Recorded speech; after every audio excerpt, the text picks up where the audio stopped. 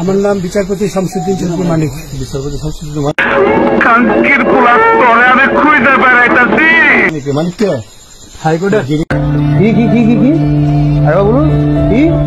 মানিক কে আমার নামটা ভালো করে উচ্চারণ করতে পারেন না নাকি?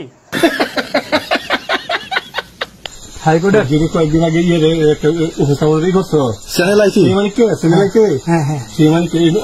বিচারপতি মানিক বাড়ি মুন্সিগঞ্জ। আপনার পিতার নাম? পিতার নাম মরহুম আব্দুল হাকিম চৌধুরী। আব্দুল হাকিম চৌধুরী, গুড। জি। আপনি এই যে পালাইতেছেন কেন বলেন? ভয়ে পালাইতেছি। কার বইয়ে? আর প্রশাসনের ভয়ে। প্রশাসনের বইয়ে ওই একটা মেয়ে বলছিলেন যে ইয়ের বাচ্চা দীপ্তি চৌধুরী, ওইটা আমি খবর চাইছি।